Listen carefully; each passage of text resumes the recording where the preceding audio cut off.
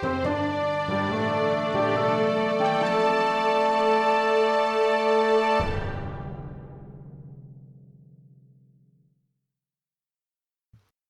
story seekers. I'm Nico. I'm Ben, and you're listening to The Tiny Bookcase. Seasons are so a thing of the past, guys. This is the episodic future. And we've both got a tale for you today.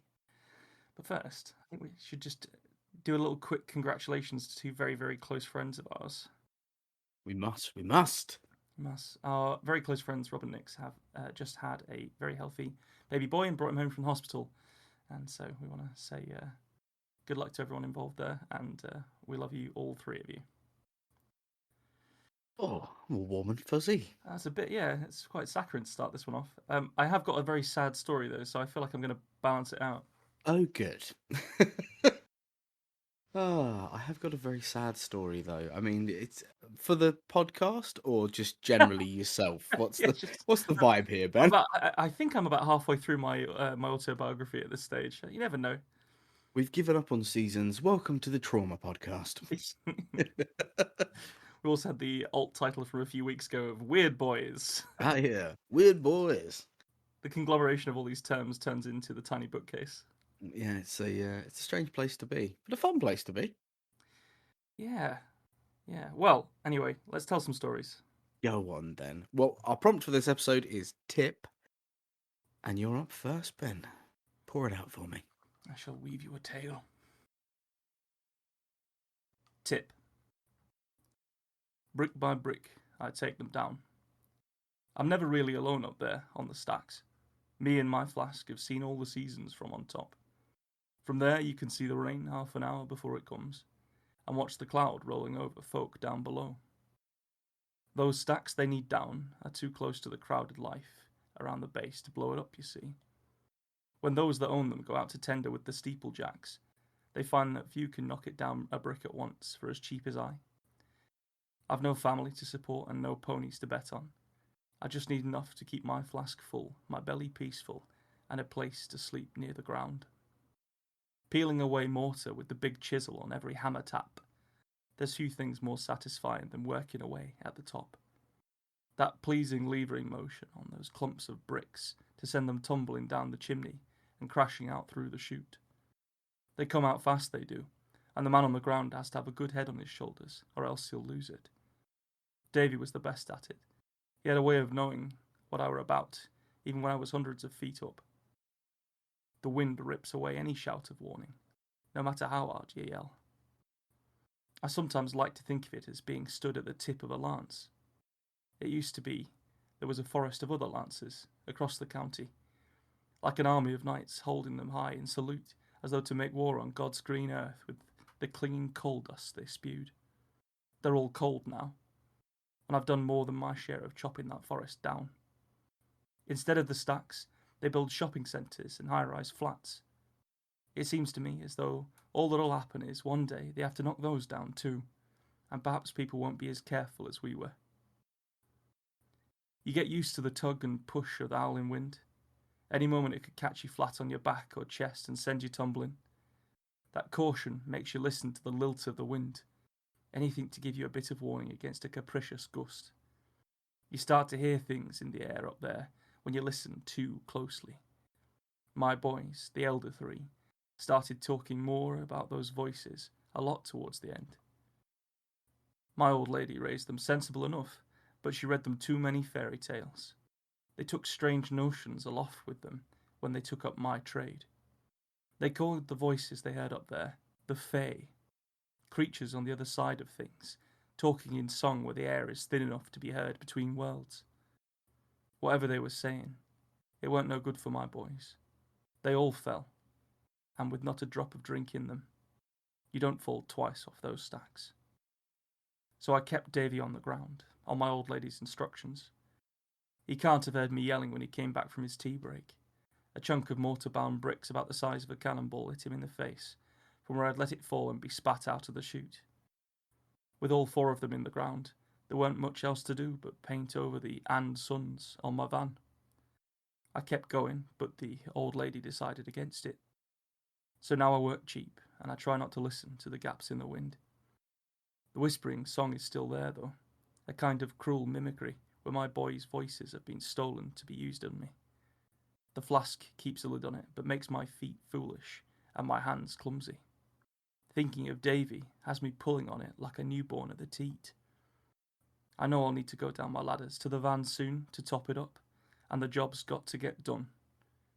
The wind goes silent around me, and the air gets loud with all their racket.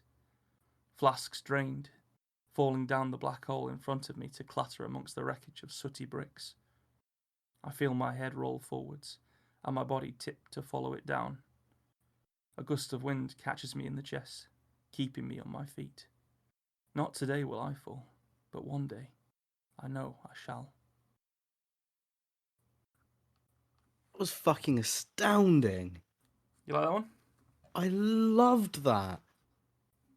Cool. Honest, beautiful, beautifully told. Fucking hell. I'm gonna have to take a step back and actually Well. start giving feedback. So I'm just a bit blown away by that one. Hey. Honestly, fantastic. Well, yeah, well, there we go. I I'm glad I was muted because I audibly gasped with sadness when you said there was nothing else I could do but paint over the "and sons" on my Mm, van. yeah. Fuck me, what a sentence. Yeah, that's a pretty sad line, that, isn't it? That's really beautiful and harrowing. And is this a thing that you've seen in the north? I don't mean the people getting hit with cannonball-sized chunks of brick and mortar, Well, I but mean that did happen. Like stuff like that did happen. yeah, But no, my granddad was used to really like to watch like stuff about Fred Dibner. You know the yeah, engineer in Steeplejack. And recently, I just sort of rediscovered it a bit. So I watched a bunch of his like videos about um, the demolitions of chimneys, and they literally had to. The best way to do it was to pay him enough money to go up like 30 ladders that he had to strap to the side of the chimney himself by climbing up the chimney to go and knock it down from the top a brick at once. oh wow. Um, and so you know a lot of the details and stuff are pulled from a bunch of like little documentaries and interviews with Fred Dibner. I think Um, yeah, that's part of what makes it very strong. Like the truth of the act and the truth of that character kind of sell each other. Like it being based in yeah, a thing that actually happens. It means that those fantastical elements, the idea of the voices of the Fae, and they stand out, yeah, and the yeah. the realities that follow them are so much harsher because of that. It's a really, really nice way of structuring the story. It's almost cake like, Hmm. except the cake is poisoned. Well, that jam layer of Fae in the middle was originally quite a lot stronger. I think I started with a lot more of like a concrete idea of there actually being fairies keeping him company. Yeah, But I think I sort of walked it back a little bit just to allow the story to be a bit of both. You know, it could be magical realism, it could be some kind of like dark fairy tale. yeah. I Um, think there's some great stuff in there for the kind of inversion of the trope as well. This idea that normally the people who are so high up they can look down on everyone else. They're in a position of power, but this this man has lost everything and yeah. can't lose the last thing he almost wants to lose. It seems his life. Mm. It's kept alive by the very thing that took his boys. It's oh, what a Trapped at the tale. tip of this chimney. Yeah, I'm glad you like it. It's very fun. It's also one of my shorter ones. It's pretty much bang on 800 Yeah, words. I'd say it's one of my favorites you've done for the Mm, podcast. that's very kind. I like that a lot. Um, yeah, I wouldn't say I had like fun writing. It just sort of came out quite quickly. Yeah, Didn't have to work too hard on the artifice of it, really. they're Um, often the best ones, aren't they? Though yeah, when the story sort of can organically just zhuzh and grow out into itself. I'm not saying that there's no effort involved and you don't have to smith the words, but when the story doesn't have to be tugged, a lot of the time you end up writing something that's a lot more honest and a lot more of your style. I mean, it's got so many of the hallmarks of your style in there. There's a lot of just the great little turns of phrase, and you're always very good at giving backstory in a way that allows it to be fleshed out by the reader, which is a great skill for short story writing. Those. The meaning between the words sort of thing. Yeah, say, Yeah. be able to say, "Oh, my old lady had enough." Like, that's all you need to say. We can fill in the rest. You don't need to talk about Yes. what else happened. That's Yeah, it's a great skill, and it's nice to see it get used so elegantly. Thank you. That's very kind. That's really nice feedback. I'm always a bit trepidatious about writing something that needs to be performed with an accent. Yeah, Um, I mean, I think Northern English is an accent I can reach for fairly comfortably without treading on anyone's toes. I think just because of my family and stuff. But it's still, not my voice. Um, but I in a way sometimes it helps that flow if you've got a voice, um, I think a it's voice that easier you're working with. to get lost in it, isn't it? To find Mm, the character. I it's In a way it feels like cheating, and I've said this before, because you're letting that voice do some of the storytelling for you. yeah, But in another yeah. way, the format that we write for and perform in, Mm, it means you do tell a lot of the story, even without an accent. If you sound sad, you can feel the sadness of the story. And I think again, you've used that very well here.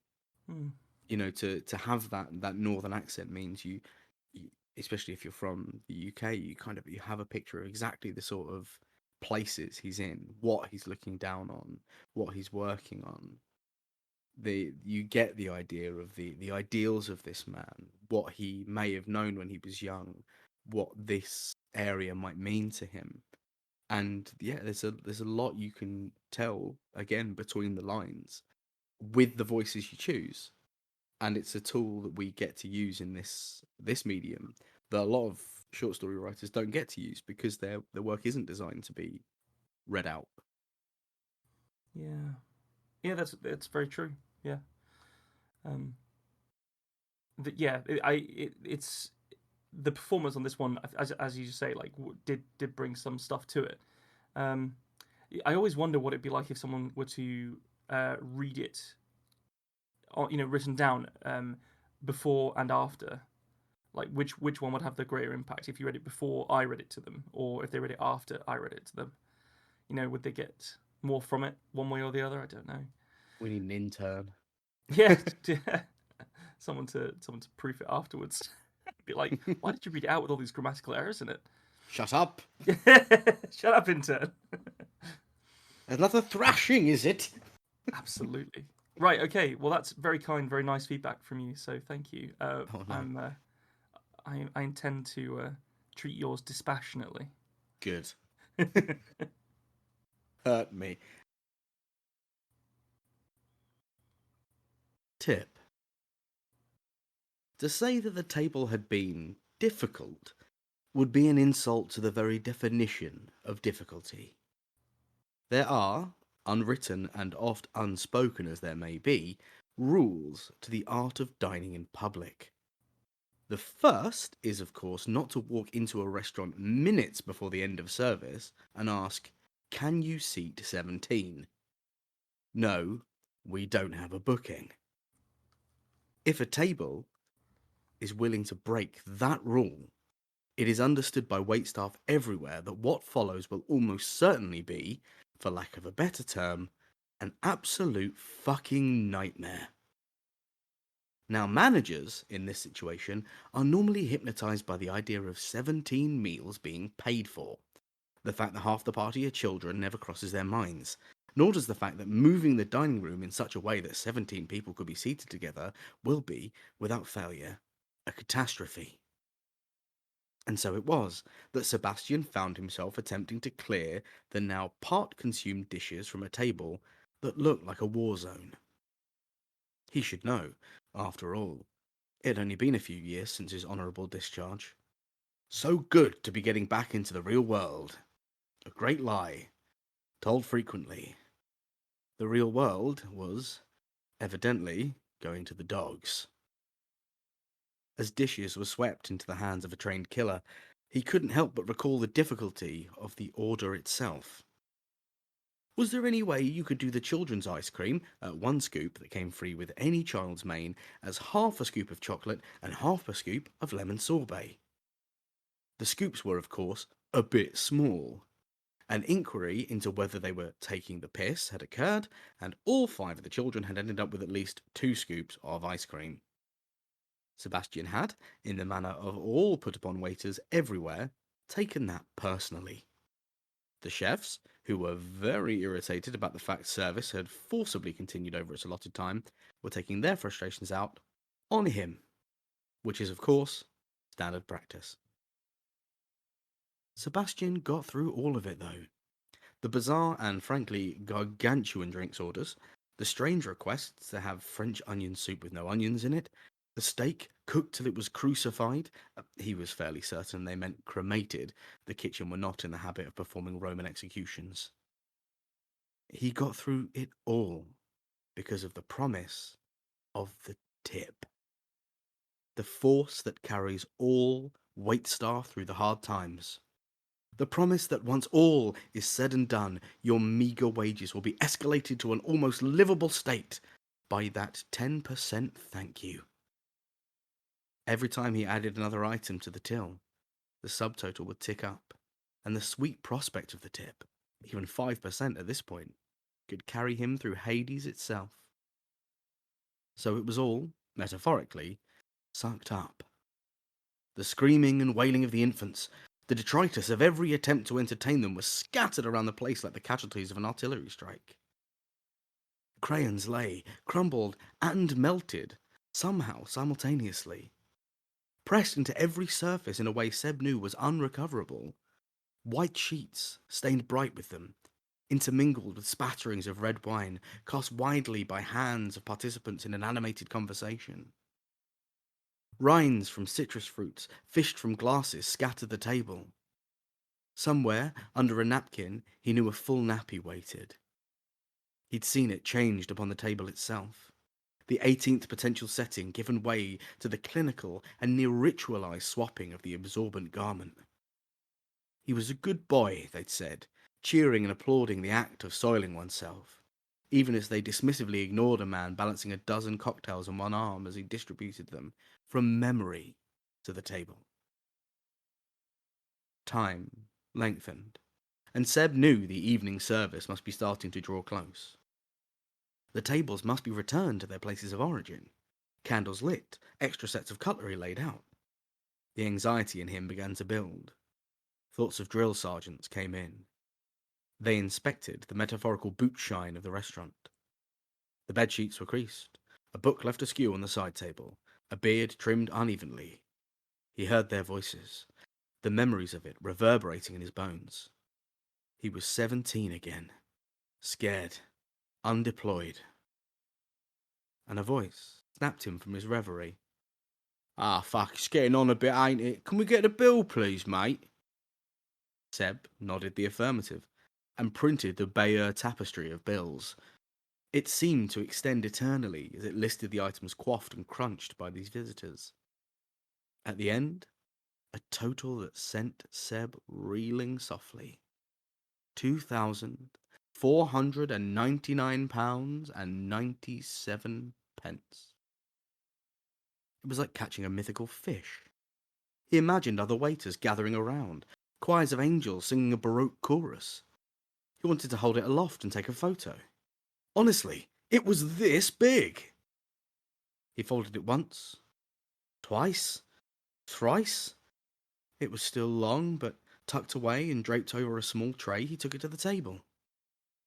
The self-appointed master of ceremonies, his bald head glinting with a patina of well-earned sweat brought to bear by booze and rich meats, received it, casting a glance over the total. Not even an utterance of surprise. A card, not plastic, but metal, slid from a wallet. It had a cool sleekness to it. It promised of wealth. It seemed to cry nouveau riche, but with the sort of bollocks on it that were ready to be slapped against old money's face. Fuck the elite, it screamed.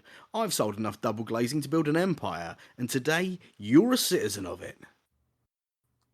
Seb took the card payment machine from the front pocket of his apron, and following the unconcerned hand waving of the pot-bellied man, he took up the card and slotted it in. Before the instruction could even clear his lips, red to move to the next screen or green if you want to leave a gratuity, the man spoke. I'll round it up to 25, would you, mate? 3 pence. 3 pence. There was a moment where Sebastian held in all reaction. A twitch in his eye betrayed his emotions, but the soldier, the warrior that had held a rifle, and because he believed in it as long as he could remember, defended the kingdom he called home, stood his ground once more.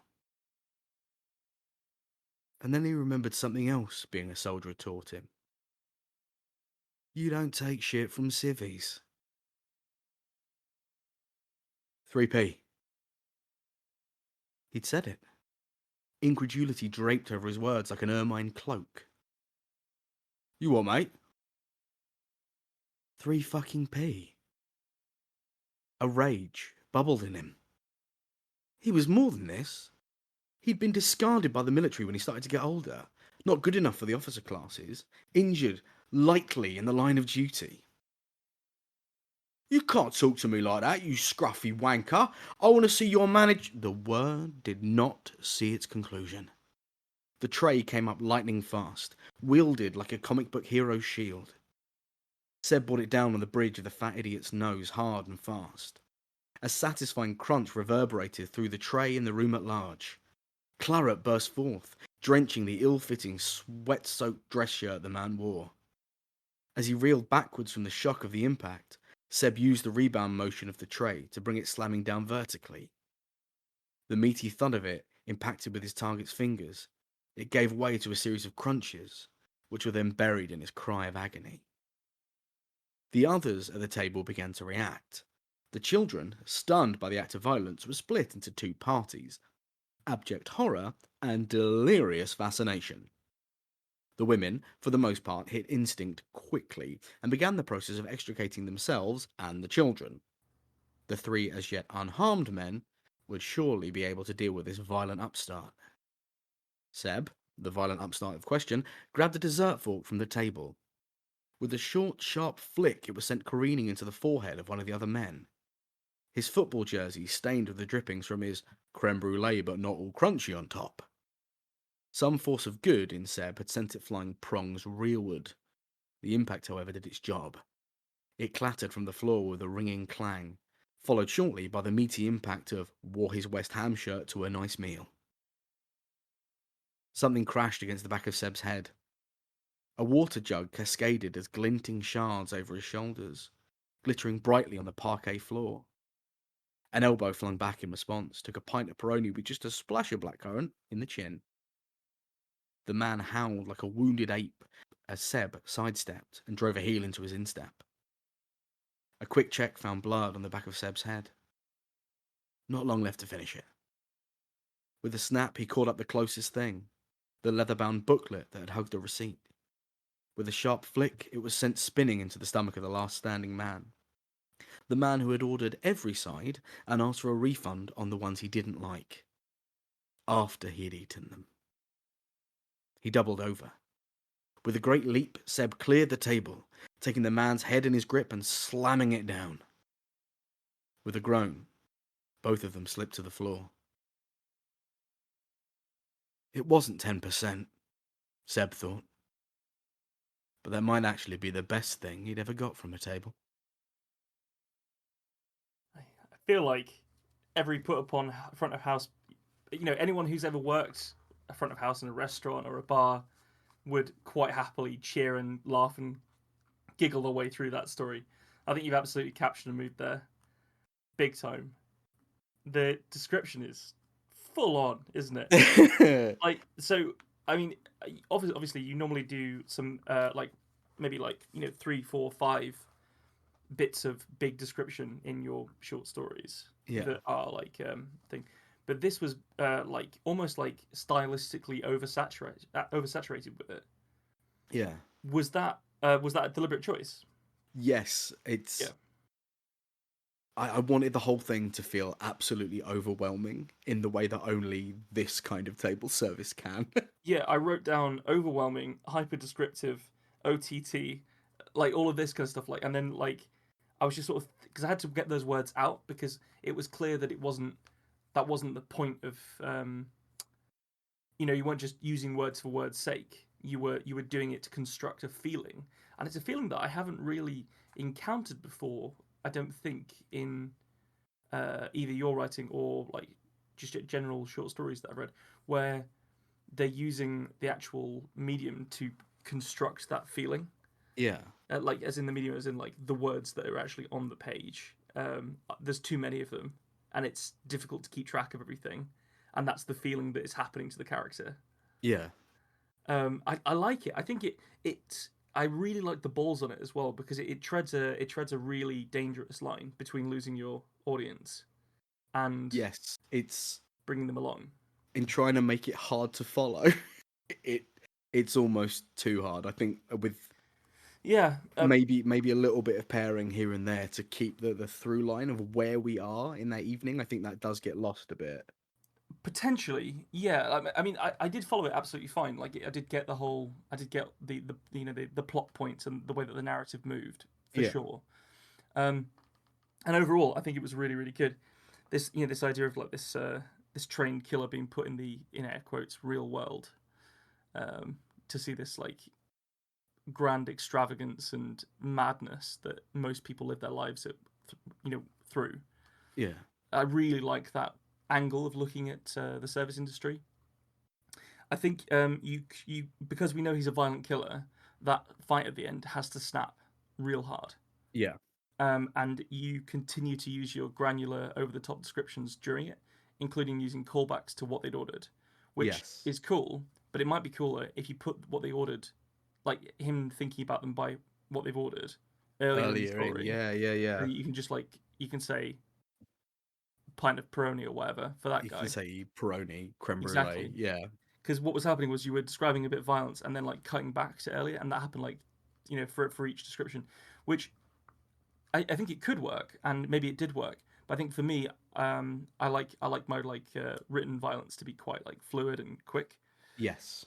No, I fully agree with you on that. Yeah, but like that would be my only bit of feedback because I think when what if you did that, then all of this like difficult to follow, but still very eloquent and engaging description that you do would suddenly have this massive moment of catharsis of like, oh yeah, the trained killer snaps and fucks these assholes up, which would feel great in the story. So I think uh, that would be my main bit of feedback. I think Yeah, I think 'cause as soon as you've said it, and I'm yeah, even like looking at the words on the page now, I think yeah, you're absolutely right to bring that in just a little earlier, so that you yeah, can use a word or two words to call back to them, and the reader gets to do that bit of work, and it means that it can snap harder at the end. I think you're 100% absolutely. right. But like the work that you did to construct the world, which feels very very real, but like obviously over the top, had me like recoiling at like in particular when they changed the baby on the table. So that's based on a thing that actually happened to me. Oh no! Yeah. What in the pub you used to work in? Yes. I didn't see the changing happen, but I did when I went to clear the table find the very heavy full nappy That's on the fucking table. disgusting. Yeah. What the fuck? Yeah. Did it not have like adequate changing facilities and stuff in this? Oh no, they were in the bathroom, and that would have been fine. That is bonkers. That like to People are me that is strange. to leave a bag of shit on the table. I feel like needs to be like I would actually call the police. Like I would Yeah. massively overreact to that. That's so disrespectful. It's fucking awful. If you want to know the thing that is worse is that the amount of that bill and the tip given is a thing that actually happened to me, Ugh. and I went and got 3p out of the till and gave it back to the man. Yep, that's the way That to was do that. That's that the was way to handle that. my response. I didn't SAS them all because that's out of my abilities. But I did. I said, I went, "Oh, your change, sir," and put the 3p on the table. Oh, take it. That's fucking insane. But yeah, it's a slice of life turned up to 11. I'd say that one. Definitely turned up to 11. Like I loved all the descriptions. Like even the little ones, even getting half a scoop of that and half a scoop of the other thing, and the two flavors that you went for were chocolate and lemon sorbet, which is possibly the worst pairing of ice cream I've ever heard. Yeah. And that was like 10 words of what I assume was like a 1200 story. It's over. It's 1620. Is it really? Yeah. Wow, wow. Um, But done so rapid fire, it doesn't. yeah, it Yeah. goes, yeah, as you say, it just goes forwards, doesn't it?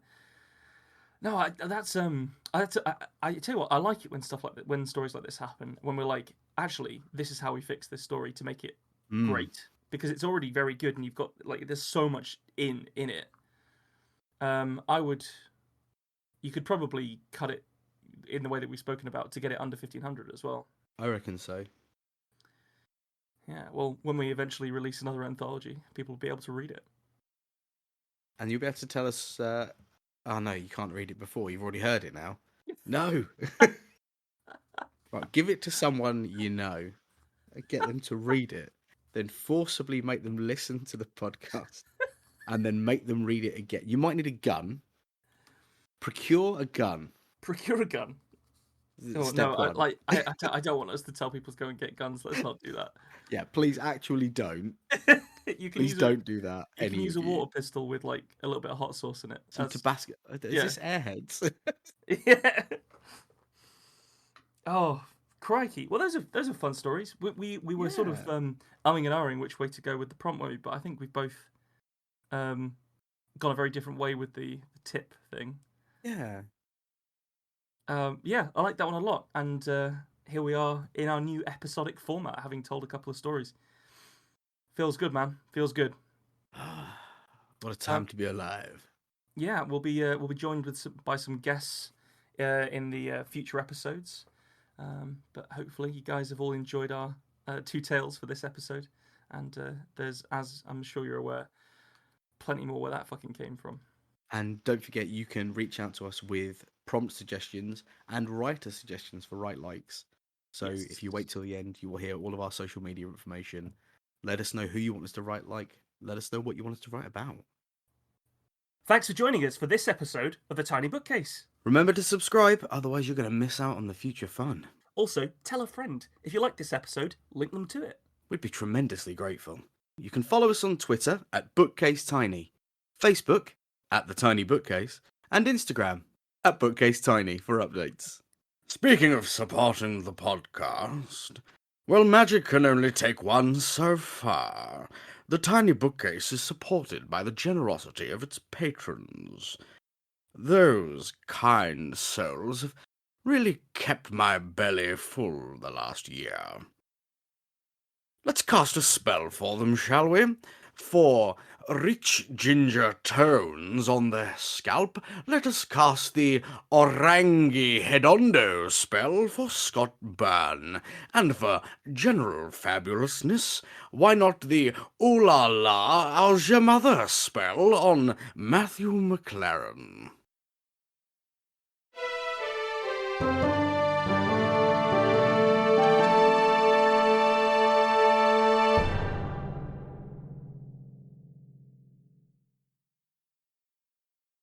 How do you come up with that shit, man?